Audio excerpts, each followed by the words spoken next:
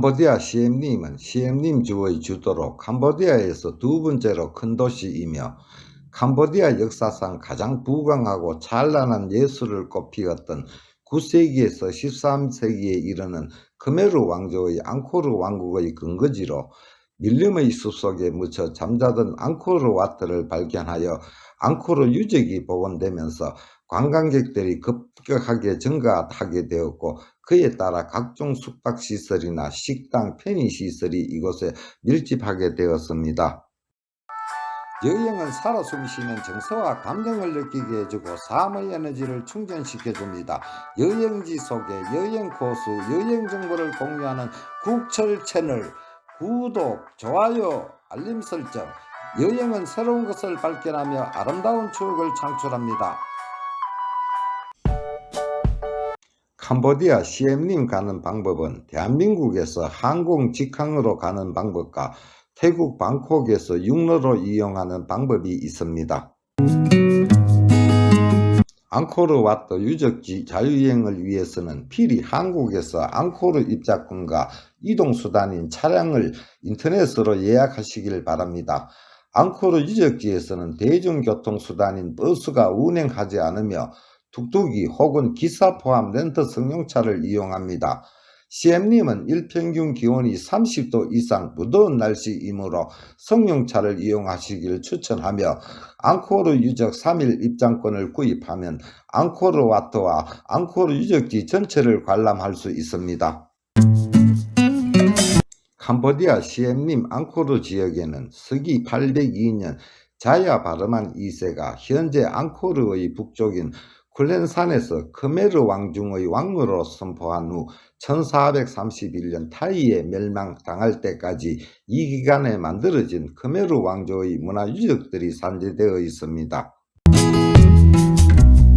제1일 일정과 코스 및 이동 경로. 오전 12시 이전에 시엠림 공항에 도착하여 호텔로 체크인하여 오후 2시부터 앙코르 와트 유적지를 입장하여 2시간 정도 앙코르 와트를 관람 마치고 앙코르 와트 주차장 바로 옆에 코끼리 투어 성차장에서 코끼리를 타고 일몰이 아름답기로 유명한 푸놈바껭 관람과 일몰을 조망하고 코끼리를 타고 내려와서 시엠림 시내를 둘러보며 저녁 식사를 하시면 됩니다. 앙코르 와트는 인공저수지 위에 떠있는 섬으로 총 면적 230헥타르, 남북의 길이가 1.3km, 동서 1.5km의 좌우 대칭형 직사각형 형태의 3층 구조의 피라미드형 사원으로 12세기 khmeru 제국의 왕 수리야 바르만 2세가 37여 년 동안 건설한 사원입니다.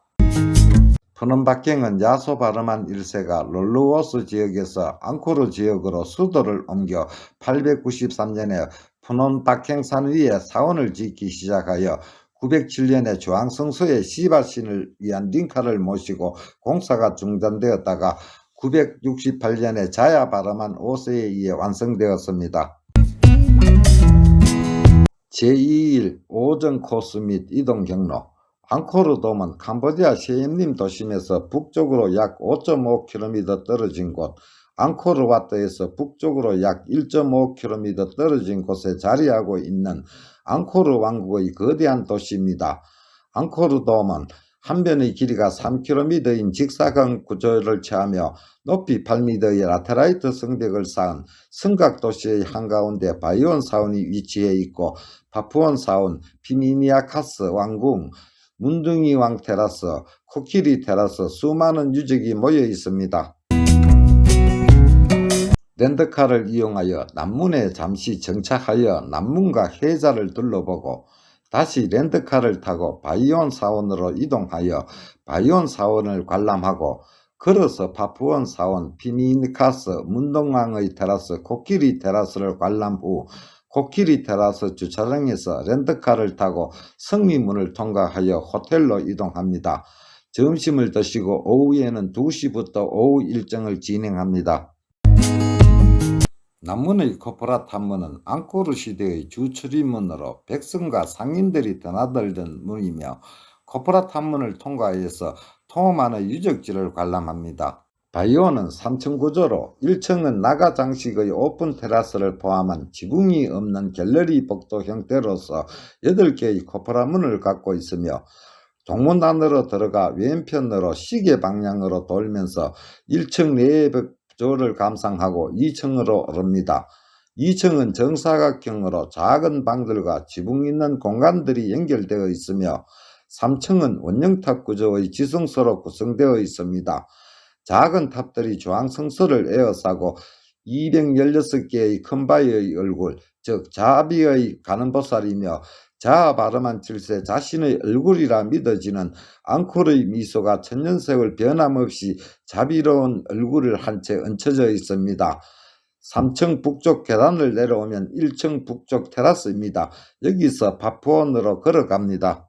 파푸온은 바이온에서 걸어서 약 10분 정도 걸리며 파푸온은 시바신을 위한 힌두 사원으로 앙코르돔이 건설되기 이전 1060년 우다야디트야 바르만 2세가 건축하였으며 발견된 비문에 의하면 우다야디트라 바르만 2세가 수도 조항에 황금산을 건설하고 시바의 링가를 위한 황금사원을 지었다고 합니다.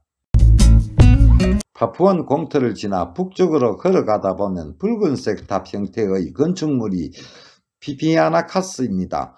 자야 바르만 4세 때부터 건축이 시작되어 수리야 바르만 1세에 성문과 성벽이 완성되었으며 높이가 40m, 동서 35m, 남북 28m, 라테라이트로 3단 피라미드 형태로 앙코르돔 내에서는 왕과 왕비가 거주하는 궁전과 맞붙어 왕이 수시로 떠나던 왕궁 부속 사원으로 왕이 뱀 여인과 동침하는 비밀스러운 궁전이어서 하늘의 궁전이라 불리며 황금탑이라는 이름도 갖고 있습니다.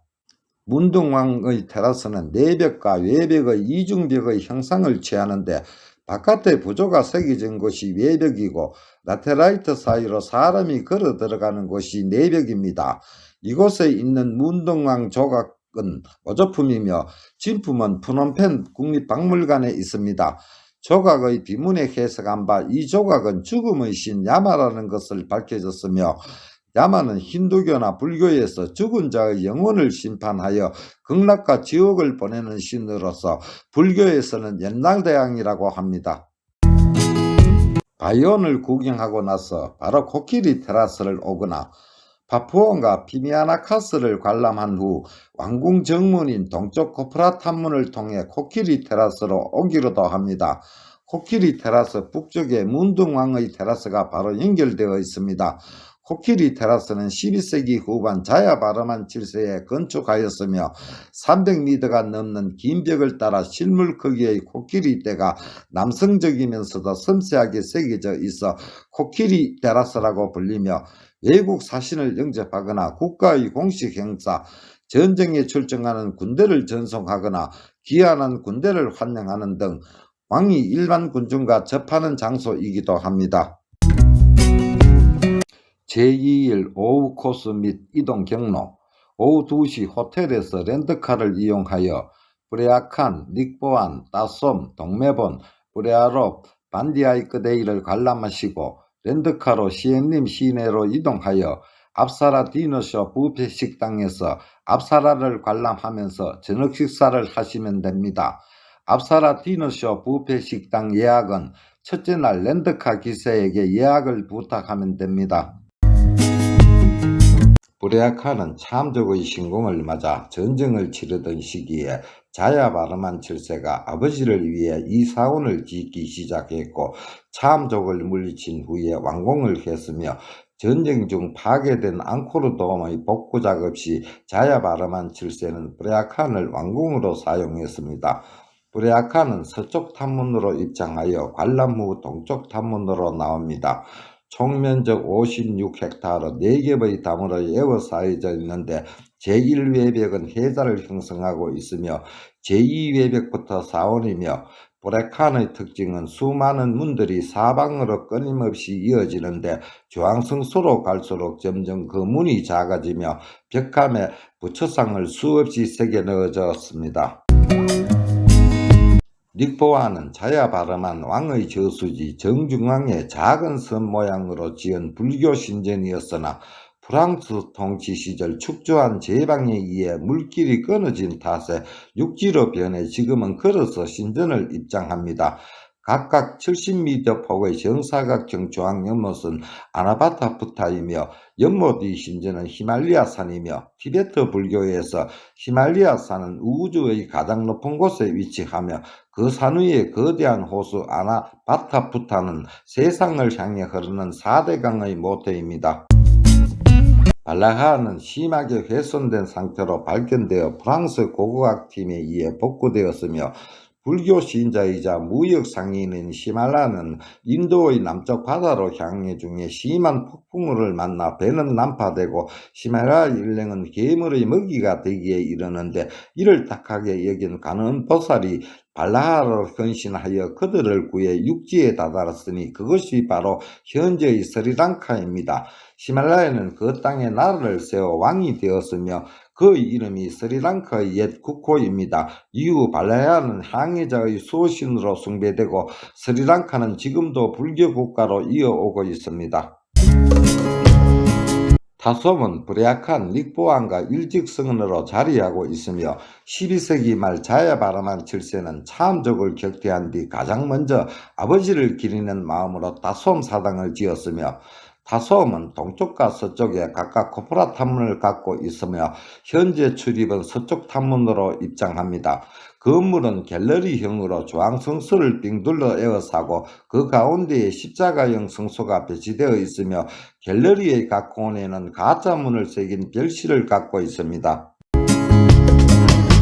동매번은 보랴루가 마주보고 서 있으며 라젠드라 바르만 2세가 왕권을 잡으면서 952년 동바라이의 인공섬에 동매번을 건설하여 자신의 부모의 영광을 기리며 시바신에게 바친 힌두 사원으로 당시에는 배를 타고 가야 하므로 사원의 각 방면에는 선착장이 마련되어 있었으나 지금은 저수지의 물이 말라 육지가 된 상태입니다. 탐문의 동쪽 상인방 민툴리의 비누스 신의 네 번째 화신인 나라상하 반은 인간 반은 사자의 형태가 새겨져 있으며 사암으로 빚은 2m 크기의 코끼리상이 있습니다. 브레아룹은 라젠드라 바르만 2세 때인 961년에 건립한 사원이며 3,000개당식으로 만들어진 사원으로 구조나 디자인, 인테리어 등이 동매번과 매우 흡사합니다. 브레아룹이란 시체의 변신이라는 뜻으로 고대 크메르 전통 장례 의식은 시체를 화장한 뒤 그 뼈가루로 원래의 형체대로 그려서 영혼의 육신을 만들어 사후 세계로 들어서게 했습니다. 반디아이 거대인은 자야바르만 7세가 기존의 힌두교 사원을 불교 사원으로 개조한 것이며 수많은 방들을 가진 성체 같은 사원으로 대단한 규모를 자랑하나 현지 주민들이 오랜 세월 동안 사원의 방들을 가축들의 우리로 사용하고 있는 것을 1960년대에 복구하였습니다. 붉은색 라테라이트 벽으로 쌓은 갤러리를 통과하면 옛 성소인데 황색 가사를 입은 불상이 자리하고 있습니다. 제3일 코스 및 이동 경로. 호텔에서 조식을 드시고 오전 7시 반 렌트카를 타고 이동하여 반디아이3, 반디아이3내 타프롬 관람을 마치고 호텔에 도착하여 점심을 먹고 잠깐 휴식을 취합니다. 오후 2시 호텔에서 렌트카를 타고 30분쯤 가면 돈네샵 호수입니다. 유람선을 타고 호수를 둘러봅니다. 유람선을 타고 둘러보는 것으로 앙코르 유적지 2박 3일 여행을 종결합니다. 반디아이 스레이는 시엠림 도심에서 38km 지점에 위치하며 승용차로 40분 걸립니다. 울창한 밀림 속에 방치된 반디아이 스레이는 1914년 프랑스 지리청 소속 장교에 의해 처음 발견되어 아나스틸로시스 공법으로 복원되었습니다.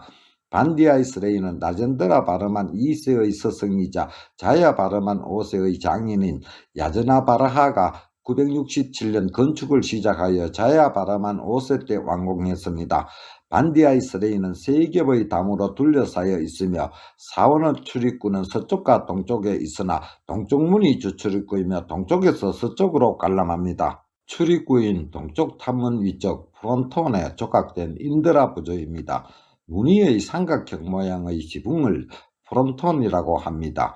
제2외벽 문을 나가면 양쪽에 해자가 있고 정면에 제1내벽과 출입문이 있으며 제1내벽 주위를 해자가 둘러싸고 있으며 제1내벽 출입문 반디아이스레이 문 중에서 가장 아름답다는 평가를 받고 있습니다. 좁아지는 제1내벽 출입문을 통과하면 동쪽 입구 정면으로 주황 성소의 성소탑문이 있고 프론톤에 10개의 팔을 가진 시바신이 춤을 추고 있는 모습인데, 시바신은 새로운 세계를 창조하기 위해 세상을 파괴할 절정의 시기에 춤을 춘다고 합니다. 몸은 사람인데 머리는 동물 모양을 한 전설상의 괴물들이 오른쪽 무릎을 세우고 앉아있는 상들은 원숭이, 가루다, 사자, 약사입니다. 반디아이스레이는 이른 아침과 노을에 사원이 빛을 받으면 사원 전체가 붉게 물들고 그때가 가장 아름답고, 힌두교 신화를 설명한 부조와 장식이 매우 섬세하면서도 아름다운 여성적 분위기의 부조로 장식되어 화려합니다. 반디아이 섬내는 동바라이에서 동쪽으로 400m 지점에 위치하며 반디아이란 크메르어로 성체, 삼내는 최초의 크메르가 쿨렌산에서 틀을 잡을 때 그곳의 원주민이었던 삼내라는 소수 부족의 이름에서 따온 것으로 삼내족의 성체라는 뜻입니다. 반디아이 삼내는 비누스 신께 바친 신전으로 앙코르와트를 건립했던 수리아 바르만 2세가 사원을 증후한 채 그의 사망하여 야소 바르만 2세 때 완공된 것으로 추정되며 앙코르와트의 축소판입니다. 내벽 조항 성소를 둘러싼 갤러리 모양을 취하며 네 방향 코너마다 코너 벽실을 갖고 있으며 테라스를 둘러 유연하게 허리를 꼬아 장식한 나가 신상들이 아름답습니다. 앙코르와트 3층 성소와 너무나 흡사하며 창문을 지지하는 구슬 엮은 모양의 기둥이 크메르 전통 창문 양식인 벨라스트 양식 기둥입니다. 타프로는 자에바르만 7세가 1186년 자신의 어머니 라자추다 마니를 위하여 지은 사원으로, 사원의 구조나 양식은 힌두교 건축 양식입니다. 동쪽 탑문으로 들어가서 나무 숲길을 따라가는 길 오른쪽에 있는 불꽃의 궁전은 종교적으로 신성한 보물을 운반할 때 잠시 쉬어가던 곳이라고 추정하고 있습니다. 나무 뿌리와 줄기들이 돌 속에서 자라면서 사원이 무너진 것을 막아주기도 한다고 합니다. 동쪽 제4탑문을 들어서면 좌우로 무너진 60개의 작은 건물이 있고 정면의 댄스홀에는 앞사라 댄스가 부조되어 있습니다. 제2주벽에는 왕의 어머니 라자추다마니를 바냐 바라밀다 보살의 모습으로 조각하였습니다. 서쪽 탑문 동남쪽에 스테고사우루스 모양의 부조가 있는데 공룡처럼 생긴 부조인데, 스테고사우루스는 지붕토바뱀이라는 뜻의 공룡입니다. 돈레삽 호수는 시엠림 시내에서 자동차로 30분 걸리며 길이 150km, 넓이 30km로 동남아시아에서 가장 큰 호수이며 우기에는 메콩강에서 역류한 물이 흘러들어 호수의 수량이 건기에 비해 3배 정도 늘어나 풍부한 어업자원을 제공합니다. 메콩강의 항토가 신뢰와 물색이 탁한 항토색을 띠는 것이 특징입니다.